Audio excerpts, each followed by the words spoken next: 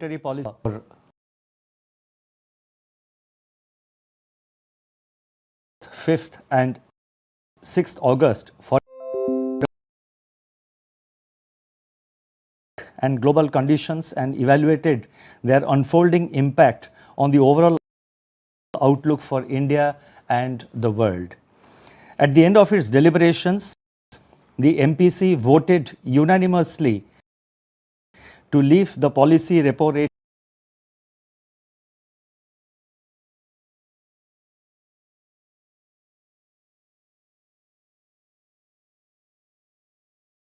unchanged at 4% and continue the growth, mitigate the impact of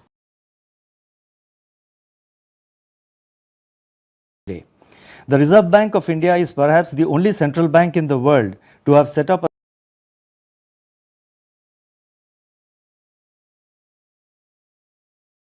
a special quarantine facility with its numbering about 200 for critical operations to ensure business continuity in banking and financial market operations. RBI have ensured availability of customer grievances and carried out sustained campaigns about safe digital transactions through RBI Kehta Hai. Our teams have also provided logistical support and engaged in analysis and research to back the conduct of the financial and monetary policies. I am proud of all of them for their tireless commitment to public service.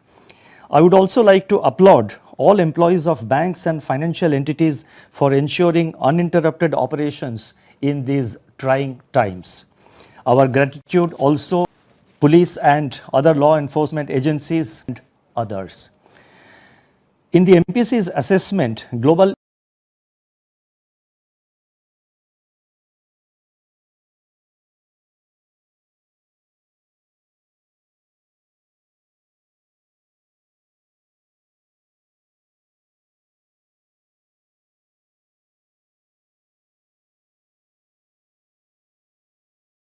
return of risk-off sentiment, inserting a disconnect from the underlying state of the real economy. Portfolio inflows to emerging markets have resumed and their currencies have also appreciated. The Global Manufacturing Purchase Managers Index PMI and Global Services PMI rose to 50.3 and 50.5 respectively in July, moving back to the expansion zone. The World Trade Organization has estimated that the volume of merchandise trade shrank by 3% year-on-year in Q1, and early estimates suggest a fall of 18.5% in Q2. CPI inflation remains largely subdued across major advanced economies, primarily due to benign fuel prices and soft aggregate demand since March. In most of the emerging market economies, however, CPI inflation after easing in April and May rose in June amidst cost push pressures. Domestic food inflation remains elevated across most of the economies since the onset of the pandemic. The MPC noted that in India too, economic activity had started to recover from the lows of April and May. However, surges of fresh infections have forced reclamping of lockdowns in several cities and states. Consequently, several high-frequency indicators have leveled off.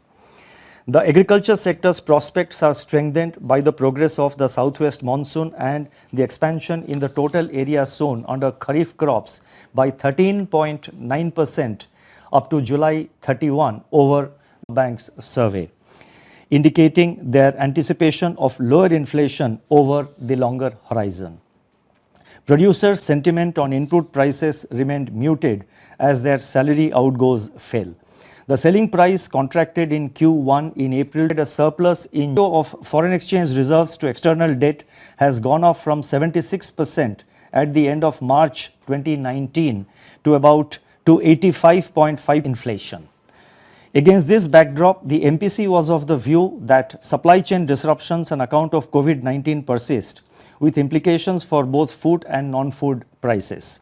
A more favorable food inflation outlook may emerge as the bumper Rabi crop harvest eases prices of cereals, especially if open market sales and public distribution offtake are expanded on the back of significantly higher procurement. Nonetheless, upside vegetables is delayed and remains contingent upon normalization of supplies. Protein-based food items could also emerge and will impart broad-based cost push pressures going forward. Taking into consideration all these factors, the MPC expects headline inflation to remain elevated in Q2 2021, but likely to ease in the second half, aided by favorable base effects. As regards the outlook for growth, the MPC noted that recovery in rural economy is expected to be robust, buoyed by the progress in Kharif sowing. Manufacturing firms expect domestic demand to recover gradually from Q2 and to sustain through Q1 21-20 to the preceding round and contraction in global trade. Taking into consideration the above factors, real GDP growth in the first half of the year is estimated to remain in the monetary policy action is available. It is important to use it judiciously to maximize the beneficial effects on the underlying economy. At the same time, the headline inflation prints of April and May 20 pressures. Meanwhile, the cumulative reduction of 250 basis points is working its way through the economy, lowering interest rates in money, bond and credit markets and narrowing down the spreads. Given the uncertainty surrounding the inflation outlook and extremely weak state of the economy in the midst of an unprecedented shock from the ongoing pandemic, virtual meetings and contactless transactions. Throughout this traumatic period, one thing has stood out: the indomitable spirit of humanity. Overcome them and emerge victorious. I continue to be an eternal optimist, and I feel Mahatma Gandhi should inspire us. And in Mahatma Gandhi's words, if our resolve is firm and our conviction clear, it would mean half the. Highlight the impact of the monetary and liquidity measures so far taken by the Reserve Bank to mitigate the negative fallout of COVID-19. I thought it necessary to point out some of these aspects which are known, which are obviously available in the public domain. But I often hear questions being raised in the public space about the effectiveness of the rate cuts that the MPC has undertaken over the past, starting from February 19 and more in a more pronounced manner after the onset of the pandemic. So I thought it is necessary that let me in brief highlight some of the the impact in our assessment, the impact of the monetary and liquidity policy measures which have been undertaken by the Reserve Bank. It may be noted that transmission of the rate cuts by MPC would not have been possible to the extent achieved so far without creating comfortable liquidity conditions. The overriding objective was to prevent financial markets from freezing up, ensure normal functioning of financial intermediaries, ease the stress faced by households and businesses, and keep the lifeblood of finance flowing. This is achieved by infusing large amounts of liquidity in and out of the system through injections and absorptions through the LAF. In the process, the easing of financial conditions has actually enhanced monetary transmission and thereby the effectiveness of MPC's accommodative stance and actions. What is more, the injections of liquidity, including through open market operations, special operations for what we call Operation Twist, the LTROs, the TLTROs, and the forex interventions, and this is very important to note, all this liquidity which are being injected into the market and which is there in the system, they are being fully sterilized by absorptions through the reverse repo, while preventing a seizure of money markets under extreme risk aversion and uncertainty. And this is a very important point which I think I feel and all of us in RBI feel needs to be appreciated. Another aspect that needs to be recognized is that RBI's open market purchases are aimed at reducing funding costs for private sector entities that issue instruments in the market which are usually priced off the GSEC yield as the benchmark. In fact, it is worthwhile to see who is benefiting from the RBI's actions. Borrowing costs in financial markets have dropped to their lowest in a decade on the back of abundant liquidity. Interest rates on instruments like the 3-month treasury bill, commercial paper and certificates of deposit have fully priced in the reduction in the policy rate and are in fact trading below the policy rate in the secondary market. Commercial papers of NBFCs have softened to 3.8% on July 31st. Rates have fallen to 3.4% on July 31st, 2020 for non-NBFC borrowers. So as you can see, the cost of borrowing for NBFC borrowers and non-NBFC borrowers have significantly come down. And the NBFC sector, which was in stress post ILFS throughout, in the early part of 2019, have now access to funding at reasonable costs.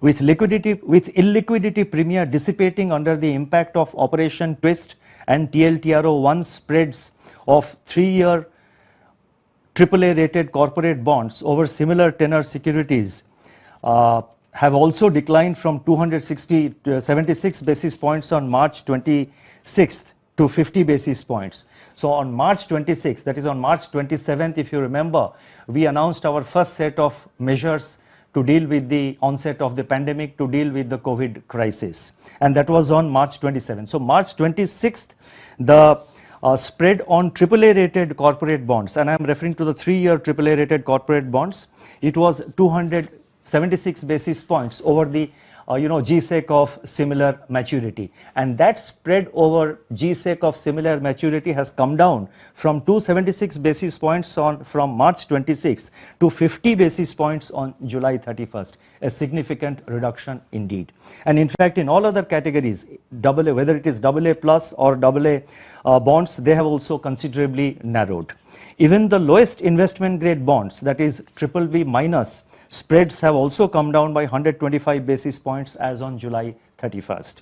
Lower borrowing costs have led to record primary issuance of corporate bonds of the order of rupees 2.09 lakh crore in the first quarter, that is April to June 2020-21.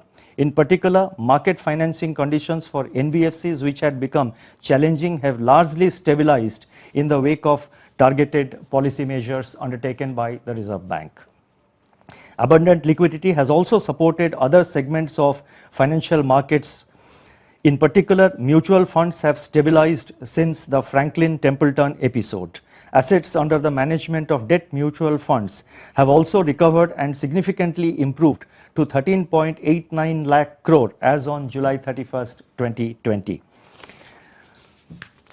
Monetary transmission has also improved considerably during the period February 2019 to June 2020. I am referring to February 2019 because that is when the accommodative stance of Reserve rupee loans sanctioned by banks, they have come down by 162 basis points. Now, of which 91 basis points transmission was witnessed during the month of March 2020 to June 2020, that is from March to June in the post-pandemic period. Now, let me now turn to announcing some additional measures.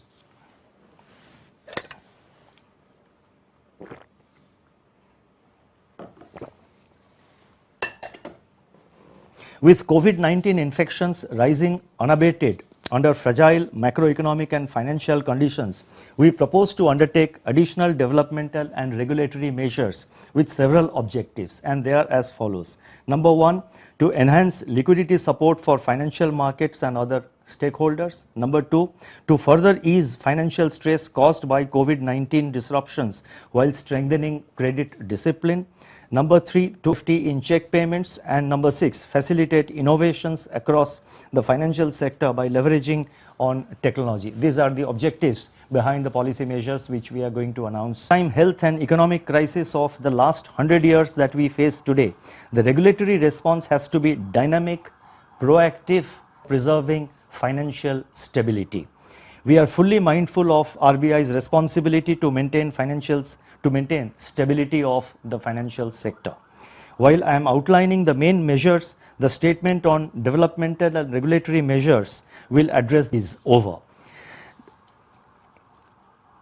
Among the various measures that I am going to announce, the first one relates to additional special liquidity facility.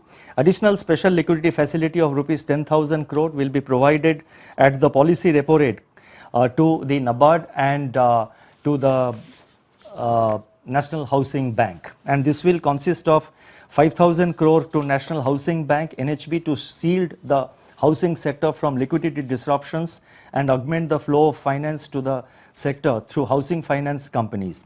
And it will also consist of 5,000 crore to the National Bank for Agriculture and Rural Development, that is NABARD, to ameliorate the stress being faced by smaller non-bank finance companies, NBFCs and macrofinance institutions in obtaining access to liquidity.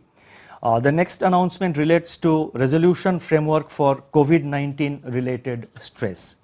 The Prudential Framework on Resolution of Stressed Assets dated June 7, 2019 provides a principle-based resolution framework for addressing borrower defaults.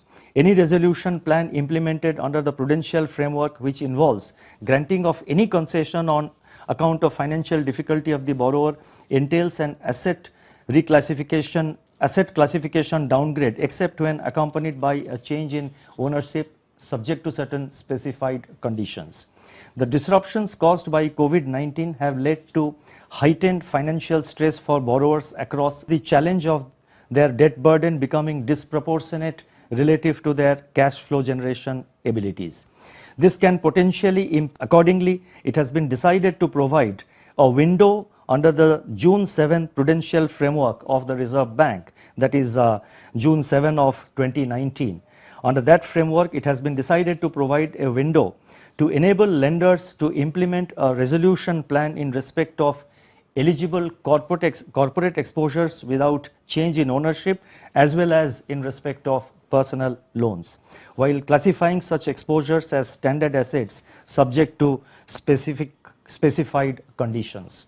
In the light of past experience with regard to use of regulatory forbearance, necessary safeguards have been incorporated, including prudent entry norms, clearly defined boundary conditions, specific binding covenants, independent validation, and strict post-implementation performance monitoring.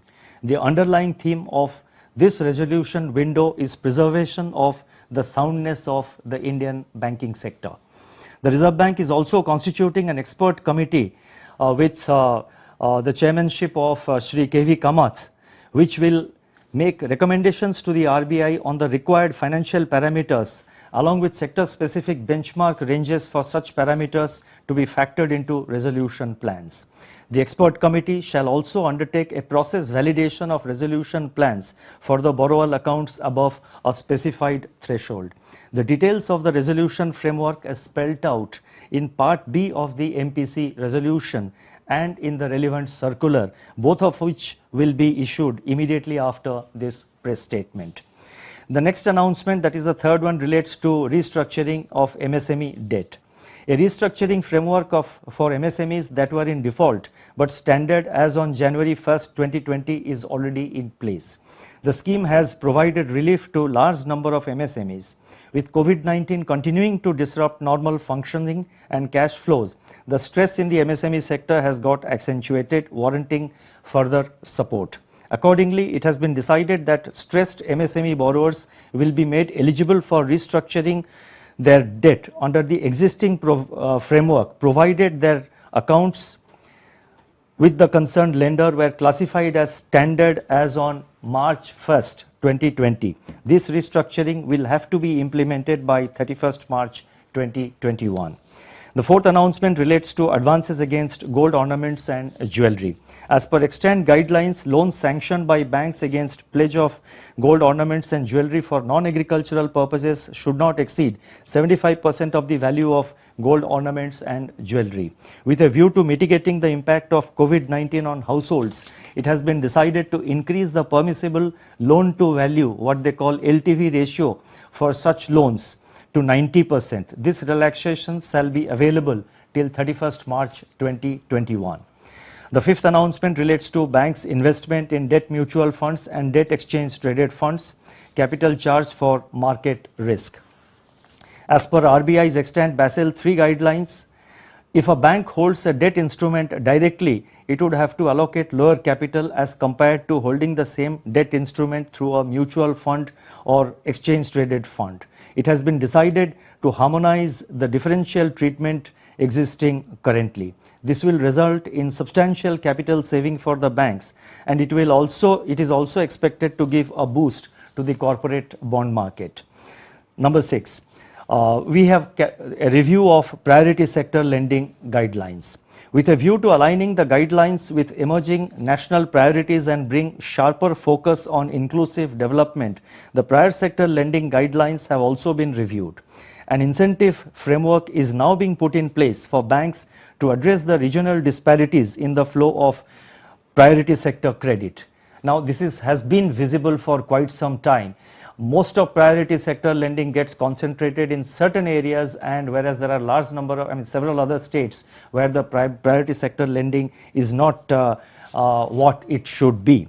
So therefore, what we have decided is that while higher weightage will be assigned for incremental priority sector credit in the identified districts having lower credit flow, a lower weightage would be assigned in identified districts where the credit flow is comparatively higher.